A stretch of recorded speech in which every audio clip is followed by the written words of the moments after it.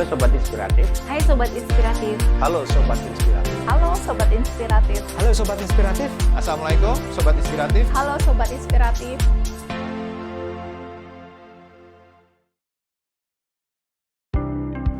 Assalamualaikum warahmatullahi wabarakatuh. Halo Sobat Inspiratif. Selamat datang di video pembelajaran kita kali ini. Pada kesempatan ini, kita akan membahas salah satu alat yang sangat penting dalam dunia bisnis, yaitu Business Model Canvas atau BMC. Ketika seseorang ingin membangun bisnis, seringkali fokus utamanya hanya pada produk. Misalnya produknya harus bagus, harganya harus menarik, atau tampilannya harus bagus. Padahal dalam praktiknya, keberhasilan bisnis tidak hanya ditentukan oleh produk. Bisnis juga harus memikirkan siapa konsumennya, bagaimana produk sampai ke pelanggan, bagaimana hubungan dengan pelanggan dijaga, bagaimana bisnis menghasilkan uang, dan biaya apa saja yang harus dikeluarkan. Nah, untuk membantu melihat semua itu lebih sederhana dan terstruktur, kita menggunakan Business Model Canvas. Secara sederhana, Business Model Canvas adalah alat bantu visual untuk memetakan model bisnis. BMC membantu kita memahami bagaimana bisnis menciptakan nilai, menyampaikan nilai kepada pelanggan, dan bagaimana memperoleh pendapatan. Jadi, kalau biasanya model bisnis dijelaskan dalam dokumen yang sangat panjang, melalui BMC semuanya bisa diringkas dalam suatu kerangka yang lebih mudah dipahami. BMC sangat berguna baik untuk bisnis yang baru dirintis maupun bisnis yang sedang berkembang. Dengan BMC, kita dapat melihat gambaran besar bisnis secara utuh.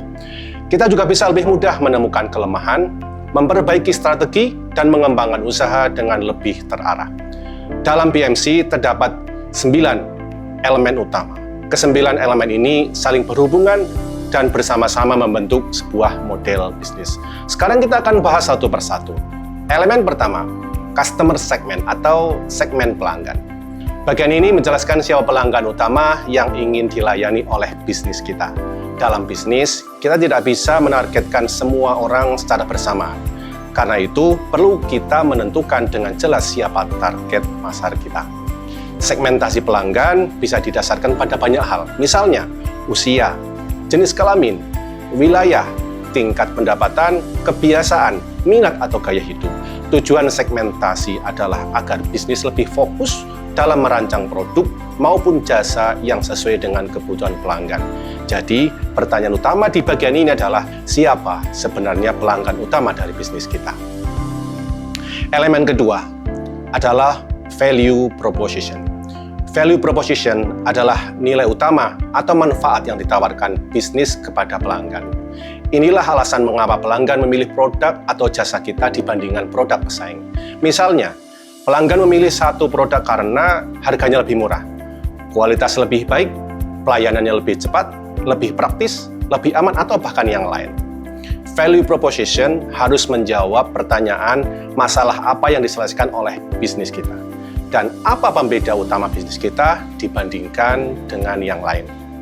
Kalau sebuah produk sudah banyak di pasaran, maka bisnis harus memiliki diferensiasi atau pembeda yang jelas. Tanpa pembeda, pelanggan akan sulit melihat alasan mengapa mereka harus memilih produk kita.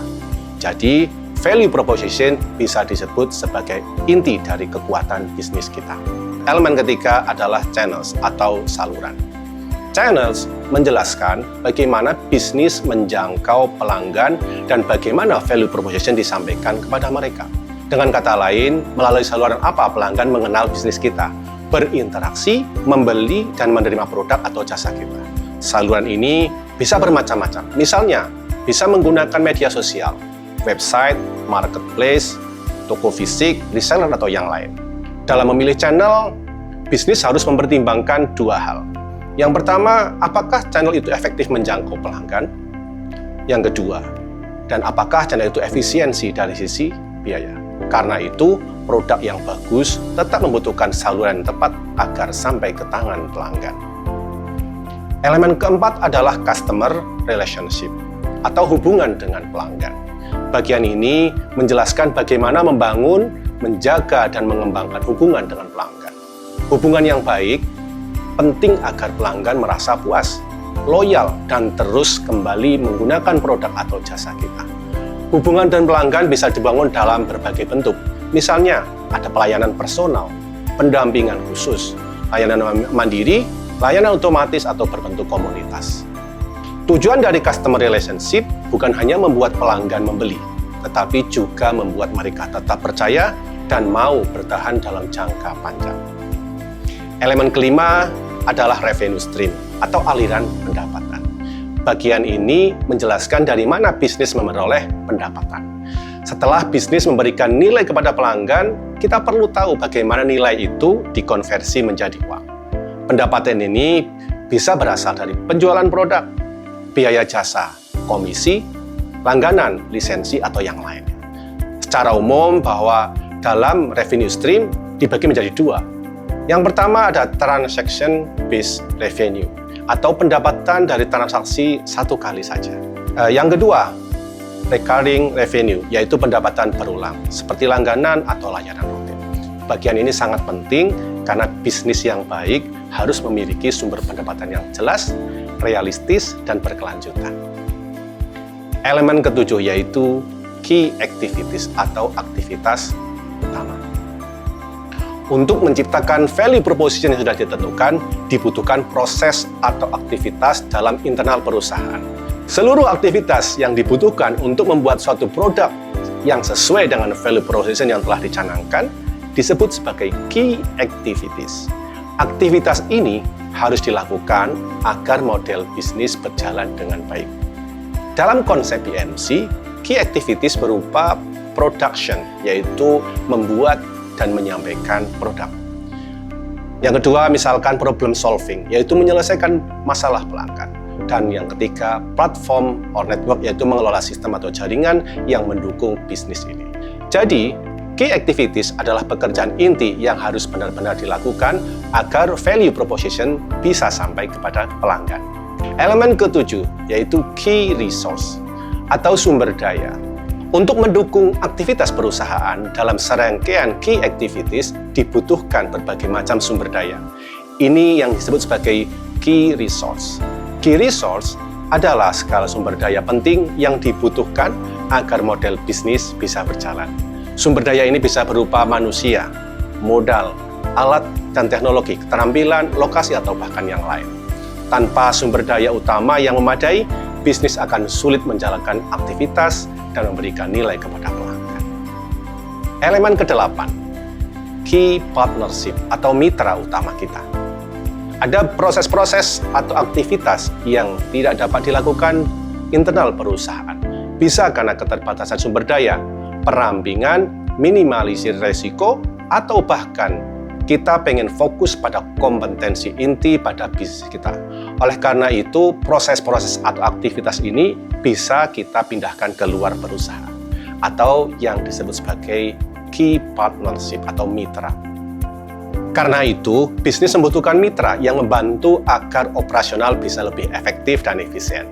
Mitra ini bisa berupa supplier, distributor, komunitas, platform digital, investor, atau pihak lain yang mendukung jalannya usaha kita. Jadi, key partnership atau mitra adalah pihak-pihak penting yang ikut membantu model bisnis berjalan dengan kuat. Elemen ke-9 yaitu cost structure atau struktur biaya. Bagian ini menjelaskan semua biaya utama yang harus dikeluarkan untuk menjalankan bisnis. Dalam menyusun cost structure, kita perlu mengetahui biaya apa yang paling besar, aktivitas yang paling mahal, dan sumber daya apa yang membutuhkan pengeluaran paling tinggi. Biaya dalam bisnis ini bisa berupa bahan baku, gaji tenaga kerja, promosi, alat, transportasi, dan yang lainnya. Secara umum, struktur biaya bisa dilihat dari biaya tetap dan biaya variabel. Dengan memahami struktur biaya, kita bisa menilai apakah model bisnis kita efisien atau justru terlalu mahal untuk dijalankan. Sobat Inspiratif, tahapan menyusun bisnis model dalam 9 elemen utama, kita bisa susun satu persatu. Tahap pertama adalah menentukan namanya customer segment. Kita harus tahu dulu siapa pelanggan utama yang ingin dilayani. Yang tahap kedua adalah merumuskan value proposition. Setelah kita tahu siapa pelanggan kita harus menentukan nilai apa yang benar-benar mereka butuhkan. Tahap ketiga adalah menentukan channels. Kita pikirkan melalui saluran apa pelanggan kita akan dijangkau. Berbeda target market, berbeda juga channel yang kita tentukan. Tahap keempat, adalah menentukan customer relationship. Di sini kita merancang bagaimana hubungan dengan pelanggan akan dibangun dan dijaga. Tahap kelima adalah menentukan revenue stream. Bisnis harus jelas bagaimana cara menghasilkan pendapatan. Kemudian tahap keenam adalah mengidentifikasi key resource. Artinya, kita mendata seluruh sumber daya yang dibutuhkan untuk membangun bisnis ini. Tahap ketujuh adalah menentukan key activities. Kita pilih aktivitas inti yang harus dilakukan agar bisnis berjalan dengan baik. Tahap kedelapan adalah menentukan key partnership. Kita identifikasi mitra mana yang penting untuk mendukung bisnis kita. Dan tahap terakhir adalah menyusun cost structure. Di sini kita memetakan biaya utama agar model bisnis tetap realistis dan layak untuk dijalankan. Kalau disusun dengan baik, BMC akan membantu kita melihat apakah model bisnis kita sudah masuk akal, sudah fokus, dan siap dijalankan. Sebagai penutup, dapat kita pahami bahwa bisnis model Canvas adalah alat yang sangat penting dalam perencanaan bisnis. BMC membantu kita melihat gambaran bisnis secara menyeluruh, mulai dari pelanggan, nilai yang ditawarkan, cara menjangkau pasar, hubungan dengan pelanggan, sumber pendapatan, sumber daya, aktivitas utama, kemitraan, hingga biaya yang ditimbulkan dalam serangkaian membangun bisnis.